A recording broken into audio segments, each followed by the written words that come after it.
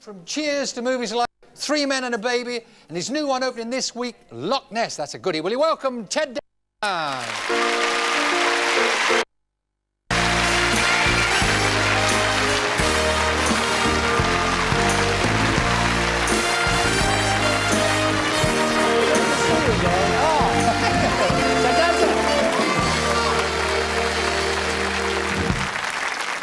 I mean, this weather, is it warm enough for you? It's lovely. It's great. But you see the Scottish blood in you, so, I mean... This is nothing compared to Scotland. No. Well, you wouldn't wear a kilt in this weather. There'd be I wouldn't wear a kilt, I think. Little breezy round the Trossachs, as they say.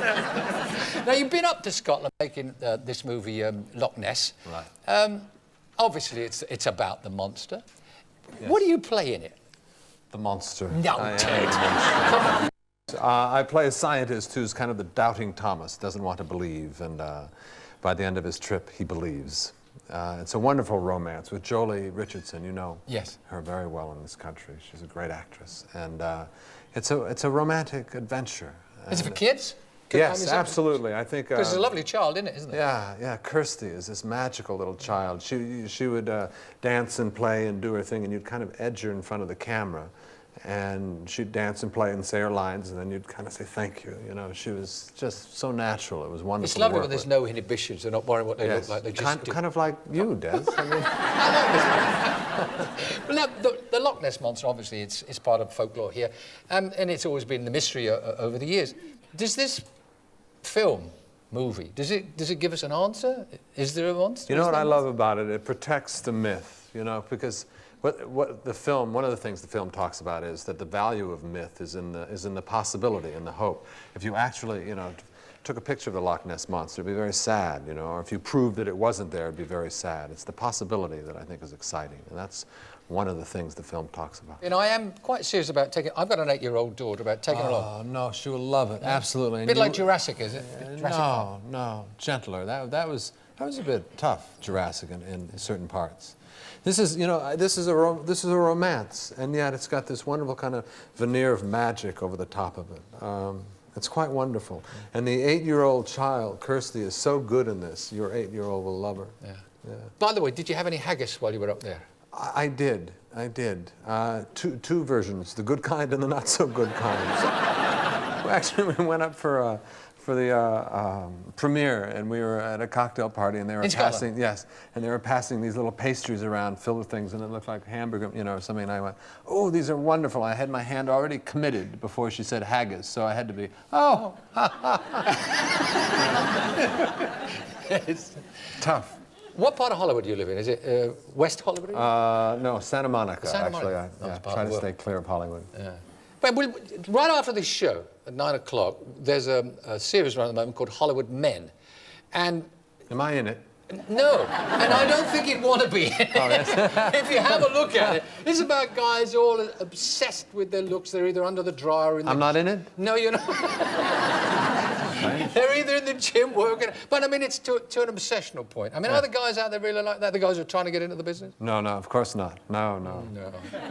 Well, listen, how come every time I'm in a restaurant in LA, I mean, and this does happen, you back me up here, you get a guy coming in, he's supposed to just tell you what's on the menu, he does a performance. Yeah. He's auditioning in case you are somebody. No, we're taxi cab drivers, we're waiters, we're all over the place. Us actors. Were you ever a waiter?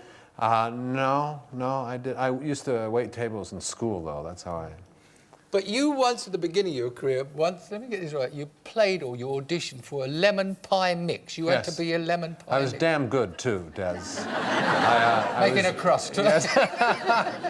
In my lemon chiffon tights. How do you become a lemon pie mix? You put on lemon chiffon tights. You put a little box that says lemon chiffon mix. I did. And you wear a little lemon chiffon cowl with just your head cut out. And we were walking down some suburban street shooting this commercial. And I was doing a soap opera at the time, and some lady came up to me and went, "I love your work," you know, and there I am. Thank you.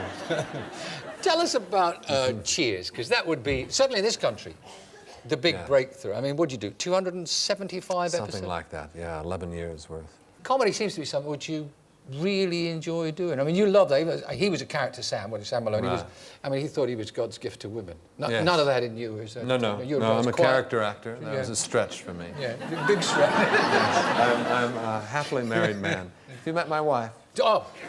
Mary Steenburgen. She is gorgeous. Yeah. And you had this quiet little wedding with just a few friends, and the President of the United States was there? Yeah, well, Mary has known that family for 15 years. The Clintons. Yes, the Clintons. And the President is kind of like a big brother to her. To me, it took getting used to. He actually knew her father, and her father passed away about 4 years ago, and she has no older brother, so he felt it obliged to kind of give me the old, who do you think you are, young man, kind of thing, as a protective thing to his friend Mary. Well, that's one thing for a family member to do it, but for the President of the United States, it kind of felt like... A little intimidating. If I messed up, I'd be deported, What do you give you for a present? Alaska? Something like that? Yes. Scotland, actually. Scotland. And they gave us a painting. They gave us this wonderful painting, actually, to tell you the truth. Now, the other big thing you're here for is Gulliver's Travels. I mean, they're really, for a TV production, they've gone mental. They've really throwing in the money, and I believe a hell of a big cast. Huge cast, yes. Peter O'Toole, Omar Sharif, Geraldine Chaplin, James Fox, Edward Fox. Edward Woodward, just an incredible cast. Mary Steenburgen. And you are playing? And I'm playing Mr. Gulliver. Mr. Gulliver. Mr. Gulliver. There's a lot of special effects and things in it. Yeah, it's state of the art. They really did an amazing job. They now have the technique to have hundreds of Lilliputians crawling all over me. It's really, it's an incredible cartoon, production. Cartoon and animation. You're a busy boy. It appears to be so at this moment. Yeah. It's all going the right way. What else you got in the pipeline? You got something else you're playing? No, we're looking. Mary and I would like to do something together, if possible. No, I'm out of work. You're out of work. I'm looking for jobs. Well, we'll have you do it. Wish him lots of luck. Ted Danson. Yeah, nice to see you, Ted. Thank you very much.